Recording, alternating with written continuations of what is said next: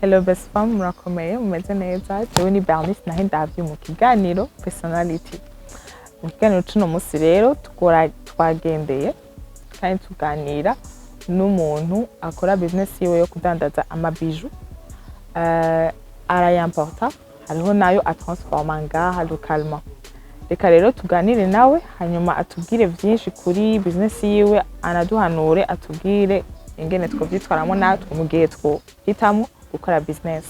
Mwaramutse neza? Amahoro. Murakomeye? Bien. Ego watubwira izina ryanyu. Bon, nitwa Aristide ntunzwe n'Imana. Aristide ntunzwe n'Imana asanzwe akora business. Watubwira muri make business yawe ingene yari? Bon, business yanje niyo kudandaza amabijoux. Ndi mu bijoutier. Amabijoux en or ou en argent. Gusa nta bindi udandaza? Nivyo. Ni amabijoux gusa.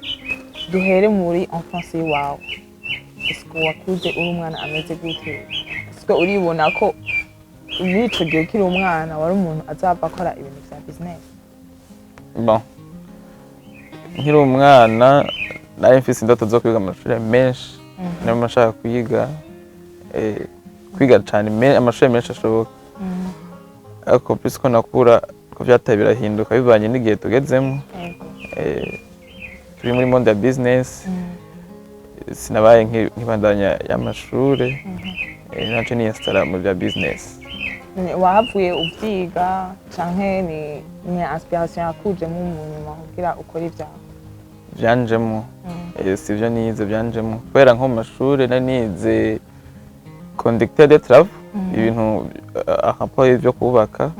Urumva ko mu mabijoux naho bitandukanye no kubaka. None umaze gutangura gukora iyo business yawe wahereye kuri aya mabijoux nyene? Mutahe wawukuye vyagenze gute? Mutahe gusa n'uwangoye ariko nenda office mu mutwe. Mutahe wavuye mu mutwe nahereye 2020 mu mpera. Mpera nyene ku kabijoux ko gashanete kamwe ndakambara ndavuga ati amahera nakaguze amahera menshi sinaguma nambaye amahera menshi. Cyo genda uko nahaguze 50,000. Ryari ryambaye nkoze ku mahera menshi sinakwamba 50,000 mu izosi. Sikwamba 50,000 mu izosi. Cyumvuga ati ko nze n'abana babakire. Nta kuntu bikura mu business. Nca ntango kadandaza niko ko nakadandaje 55. Wakaguze 50? Nunguse 50,000. Anakambaye nka une semaine. Tunakadandaza 55. Hama bica bihera ngaho rero nca mpera ngaho kudandarizaho binjamo uko ya 55 so kurangura kandi ndangura kandi munyuma ndaronka umuntu ntiza amahera arangwa na 100,000 ndongereza birakura buke buke. Rero kugira ugire bijoute byasaba mutahe munini. Nanje akaba nari mfise ntivyaba bigikunda. Niho nace fata mu bwo buryo buke nari nakoze gushika nko muri 600 500. Ndaja kudandaza impuzu. Nadandaza impuzu nk'umwaka n'inusu w'imyaka 2 sinibuka neza. Ko guca mpeba ndahindura business kwera indoto nari mfise namaze kubikunda by'amabijoux namaze kubikunda. Iby'impuzu ndahagarika umutahe namaze kuranka agatahe gafatika. Ndaja muri bijoute ndugura bijoute igwanje. Nani kumengo ibintu vya bijouterie vyaragukundiye gose harakabanga office wakoresha kugira abantu babikunde wewe ugume business yawe yaguka? Bon, amwe kugira gusenga Imana. Hama ukagira na confiance ku bantu ukaba mwizigirwa. Hama ukarinda kugira kwaguka. Kenshi usanga twagutse usanga turisha ibintu byinshi. Ngo umuco uciye bugufi. None umaze gushika ngaho canke kuva utangura ni ibihe bibazo wagira ahura navyo? Urumva mu buzima hariho ibiguca intege, amadefi, obstacle usanga uhura nayo ukababije kuyarengera. Ni ibihe vyakugoye mu gushika aho ugeze ubu?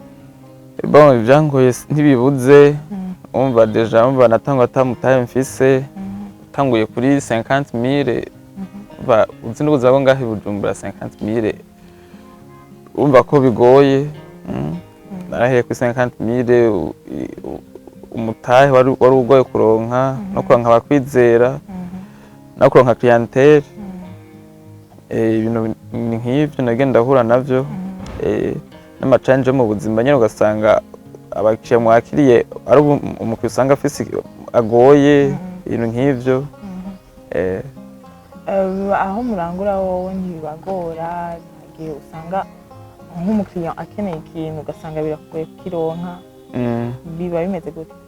Birashika ukamuha rendez-vous ukagira commande en fait nka twebwe avyo dukora tudandaza biri importe nibyo tudandaza dukoze arashaka kuza agapasa commande ukamukorera kitari ngaho cyo import ugatanga indi commande hari ukuntu nk'umujene usanga kugira ngo ukore business yiwawe usanga nta n'igihombo ufise ubaye oblige uja kurondera umuntu nko muri famille cyangwa umuntu ubona ko ashobora kuba yifashe gatonya ukamugura cyangwa ukamusaba ati nterera nk'umujene yobigenza gute kugira ngo bamwizere canke iki eske yobanza kwiyima ibintu bimwe bimwe cyangwa umugani wawe akagurisha ico afise kugira ngo mutaye mutonya azoronka umuntu amwizera amaze gushika imbere yobigenza gute umujene? Bon d'abord gikuru nuko umusanzu nta muntu abuze umutahe umutahe si sajya amahera dis-moi d'abord ushobora ubifise mu mutwe ukagira plan yawe ajya amahera ari mu mutwe ushobora kuyakura mu mutwe ukashira en liquide ntushobora kuja kugusaba umuntu ngo ntiza amahera ngo ngwana amahera canke ngo mfise famille imeze uku ikaguha amahera utafise mu mutwe ikintu ushaka gukora yamahera gupfa kubusa nsubira inyuma gatoya nka jewe barashaka kumpa amahera muri famille ngo nongereze ariko ndavuga toya reka je manze neseye sinoshoka ntora umutahe kuko naniga muri mu wa mbere muri university kuko nahebeye mu wa mbere nk'ubibaza kumpa ry'amahera business nayo kuyitaho nicyo ndabineglige umva iyo aza guhomba umutima ntiwasimba acangwa ati ando transfer ku ishure nta ngorane ariko ko je nihereye hasi nirondereje jewe nyene nategerezwa kugwana ku buryo adasubira inyuma nyimba ninaca nka 20,000 nze gukonsoma 5,000 sigarane 15,000 nimba nivyanka gose ndaza kwiziganya komsa ntaza kuja muri mwe nsubire ya zero nkuko nabayeho rero amahera simpaka ngo baguhe umutahe arabiba ngomba kumanza ugatangwa ukirondera yo kwa gushasha ukarondera komsa ukabona ati ubuzima burya ibintu ndimwo bimeze uku hasabwe iki harakenewe iki bon urashaka kuvuga ati rero ko baze kubona bimeze uku urashaka gusaba naka kanyongereza amahera nkaya kugira nongereze kugira bigende uku simpaka misi yose baguha umutahe gutangure baguha umutahe urashaka gutanga kwa umutahe biva atana ide uyifise ko ibyo bintu canka atana kimwe kagenda ariko kandi ntushavwe ntubabaye bihomvye ariko ari bo bitangure gushasha urazi imvune yavyo byose urumva tegeza kwiziganya nyene ukiyima byose bishoboka kugira gushitsa turamenyereye nko mu rudandazwa rw'ibintu vyambagwa nko muri mu rudandazwa rw'impuzu umukiriya ashobora gutahana impuzu hanyuma bukeye canke haciye nk'amasaha angahe akayigarukana ati iyi mpuzu yawe ifise defo canke ntinkwiye canke ibiki ngotora ngusubiza amahera yanje ibiki umva ngaho aba ari ikidandazwa ca makeya urumva uri muri bijoux naho ni ibintu vya bintu vy'amajana n'amajana ibidandazwa bizimvye cane navyo birashika umukiriya ugasanga ntiyashimye ikintu canke arakigarukanye canke akubwira ati ibi n'ibi ndabihevye bigenda gute byose ntibiba biri mu madefi muhura nayo agoye kujera bon nuko nabikubwiye nabivuze mukazubana byinshi kambe nko kumuzi nazidandaje nazo nyene ashaka kwitwara mwumvikanye ibeye yagikunze mu nyuma yashika ugasanga umugenzi wiwe canke swatisheri we umugabo wiwe canke umugore wiwe akamuga ati ico kintu si ciza n'ibiki naho acagaruka muri uwo mwanya bon urumviza ikibazo abafise mugabe bitavuye kuri wewe ari wa yanse yayitwaye yikunze atadefifise impuzu ari sawa bon uramukabira mukabira so atari kongera ko amahera akongera ko hari igihe ubona umukata yo gutera ikiyashu ukamusubiza amahera kugira wirinde ingorane yego ntumushwane ibintu nk'ivyo hama nkaho nabo muri bijouterie yego bisaba amafaranga menshi ni ibintu by'amafaranga menshi byaba byawe navyo nyene ushaka gukora ikintu umukiriya akacanka wagikoze muri uwo mwanya abantu baragoye turatahurana uraraba swati ikosa nyimba ari mfise ikosa ukamutunganiriza ukamwumvikana ukundi mugena mukariwe kenshi umukene ashaka kugwa mu ikosa dayo umukene agwa mu ikosa ateza kumutunganiriza uko yagusavye abigusubije bya bintu uranariza ukaraba aho byapfiriye ukumvikana so atari nk'amahe umusubiza ukamusubiza nabi bitavyoroshe canke yongera ko kandi mayo kumukora ikindi kintu ciza ukongera ko kwa musuku y'umukira agenda umutunganirize naho usanga uri urakora neza pisko agenda ryohewe nuko azoza n'uyundi muzana nk'umudandaza canke umuntu akora business always ni zihe kalite yo kwitwararika kugumana canke kugira ngo agirane imigenderanire myiza n'abakiriya biwe nibaza ko kalite umudandaza yogira nibaza ko hanini novuga ko ari imwe yo kuba umwizigirwa kuganda confiance sino ufise confiance byose bigenda neza ufise confiance ibintu bari sawa nibaza ko ari ivyo hanini voilà nivyo